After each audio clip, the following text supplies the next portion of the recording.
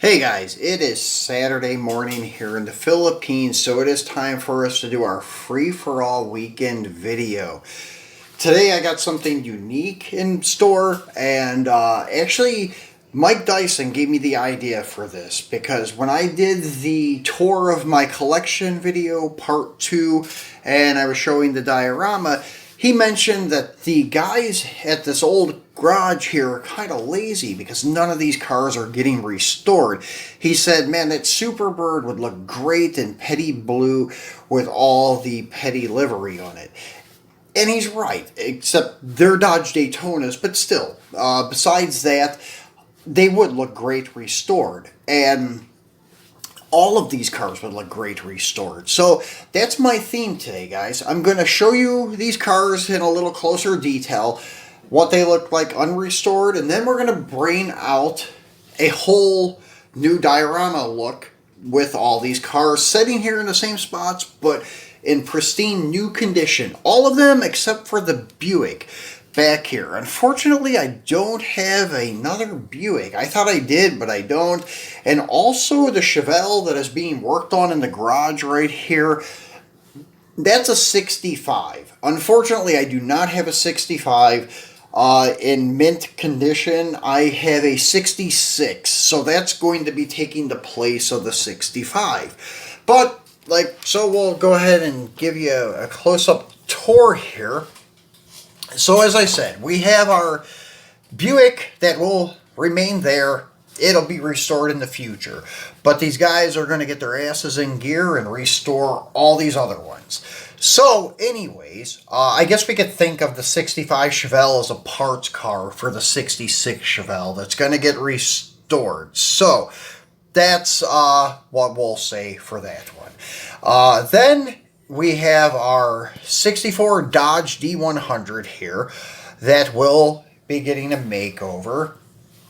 We have Joe Dirt's Daytona, which will be getting a makeover. And we're going to give it a makeover with a little bit of a performance twist to it, because I have a feeling that's how Joe Dirt would have done this, by buying some parts out of the Auto Trader and getting a blower for the Hemi, putting some Kragers on her, and doing her up that way. So I think Joe would have liked it like that. So that's how we're going to restore that one.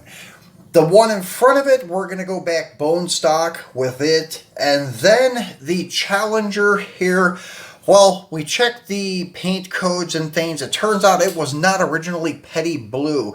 It turns out it was plum crazy with a black top and black interior. So we'll be bringing it back out like that. And then the Challenger here that is on our trailer is Hemi orange, and we're going to be restoring it, but it turns out that it did not have a shaker hood. It just had the rally hood on it, so we'll be swapping the hoods out and changing it back to the rally hood.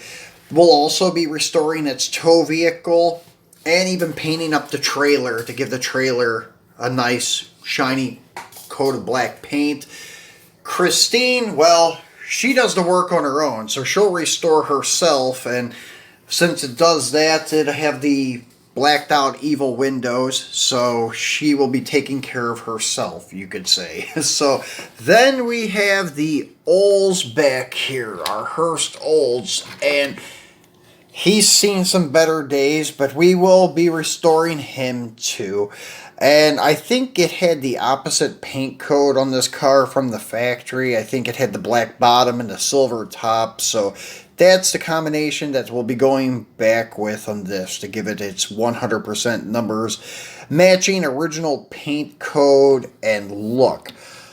So that is our cars that we're going to be restoring. We do have the Buick, which will be done later on, and then even inside we have Gibbs Challenger, which he will be getting restored another day and another time with the Buick. Because I don't have many 71s, and I have really not many 70s in yellow. I have a TA in yellow, so I really can't just swap out the RT for the TA. Plus, Gibbs Challenger is a 71. As you can see, if I can get it to zoom back in, yeah, the split grille, but it's all painted black, so it's hard to see. And then your 71 tail lights, as you see here with the backup lenses in the center of the tail light. And trying to get this to focus, guys, so you can see it a little closer. But anyways, this one's not going to be getting done because we don't have another 71. And then flip it around so you can get a better look at the split grille. So anyways, we will be doing him at a later date, and we will be doing the Buick at a later date. But for right now, we will be taking care of these 9 vehicles. So we're going to take a brief break and come right back with all of these cars restored to like brand new condition. Well, as you can see, these guys work pretty quick. They just restored 9 cars in the matter of a few seconds, and they did fabulous work, guys. So anyways, as I said, some of these cars had changes in paint color to get them back to the original colors. Some of them had some different options from the factory, so we wanted to get them all back to original. And unfortunately, as I said before, the 65 Chevelle could not be saved, so we just used it as a parts car for our 66, some motor parts and stuff like that. So I guess we'll keep him right there because he was just a parts vehicle for our 66. So anyways, as you can see, the 65 Chevy was originally red with white top. So we restored it up back to original, down to the steel rims with the poverty caps and thin white wall tires. Even under the hood got done. So very nicely done. And then the Challenger that he was towing, well, it, as I said, had the wrong hood, so we switched the hood back to the rally hood, and now it is back to its factory roots. So there you go, 70 Challenger Hemi rally hood. And then you had the petty blue one that was originally plum crazy sitting next to it. Had the original black vinyl top, though, that was true. But it did have a black interior, so we switched the interior back to black and made everything original on this one once again. So that one looks great. And then Christine, as I said, she kind of does the work on her own. That's in evil mode, so that's why her windows are still blacked out, because, well, she fixes herself and does all the work when she's in her evil mood. So, anyways, looking back here at the Daytonas, as I said, Joe Dirt kind of modified his up a little bit, as I figured he would. As you can see, it's got a set of Americans on it, it looks like, not so much Kragers, and it looks like he back half the car, tubbed it, put a set of big Mickey Thompson tires on the back of it, and now you have the hood cut open to clear the Wind supercharger and the Holley fuel injection. So looks great. He maintained the factory yellow paint with the black tail stripe and spoiler. So really cool. Nice mods, but still not overdone. Still has kind of a stock look to it.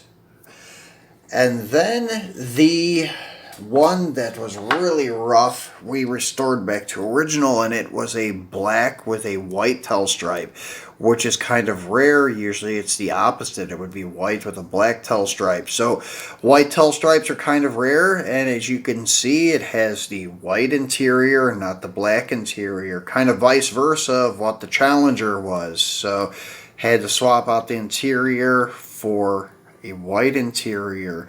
So really nice car when it's all done. So yeah, these cars look great, all restored.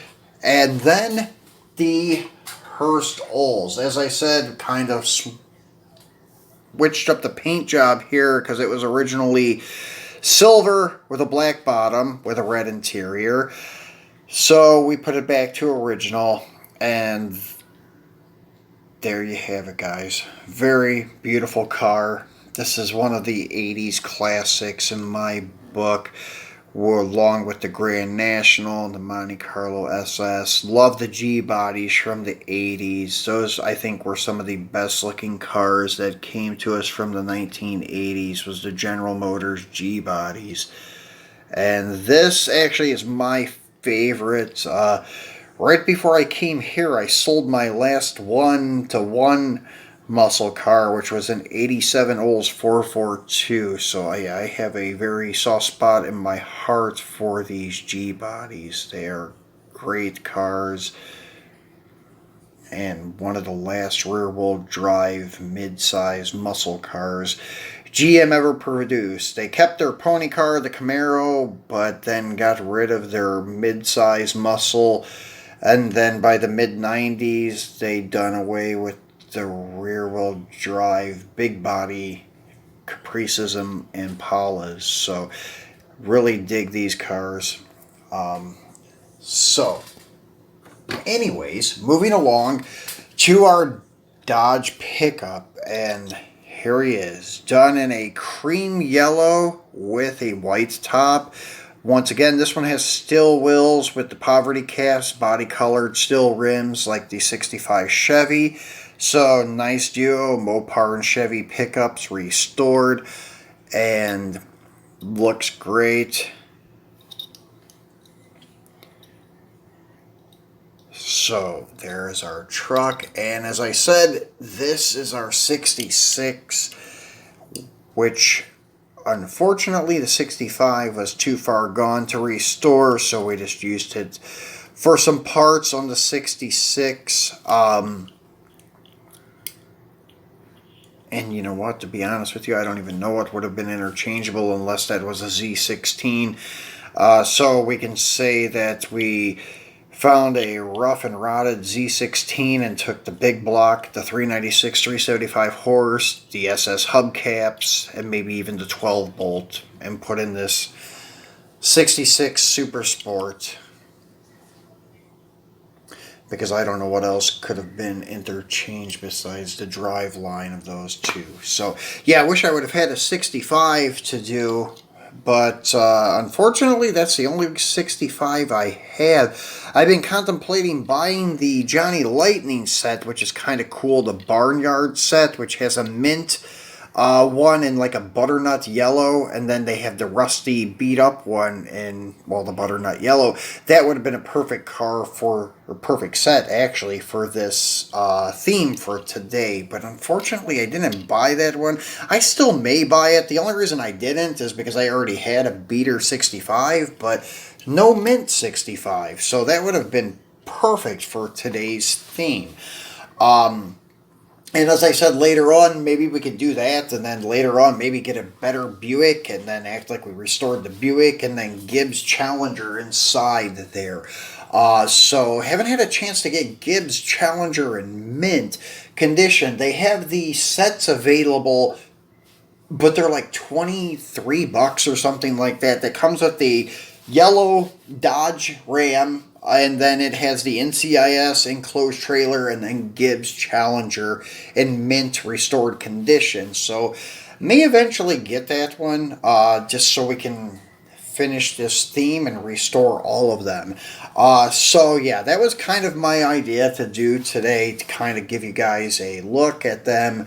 Pre-resto and post-resto. So there you go. This is about as close as I could come, which I think is pretty damn close. So we're getting you the mint ones versus the pre-resto. So kind of looks pretty cool. And then thanks to Mike Dyson once again for giving me the idea to do this, to kind of just use our imagination to see what these cars would look like all done up and restored, sitting here in the parking lot instead of always all depressed and beat up looking all the time. So there you have it. We have our cars restored and bright and shiny now.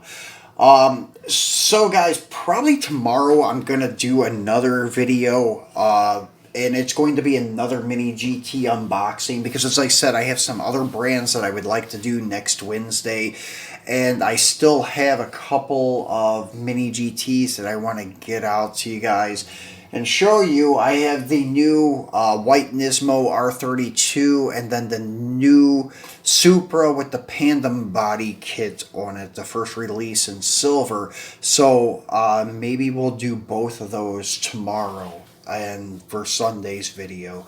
Then we'll get back to our regular routine stuff for next week, and on Monday, we'll probably do a premium unboxing of some round 2 stuff, some newer Auto World vehicles, and a couple.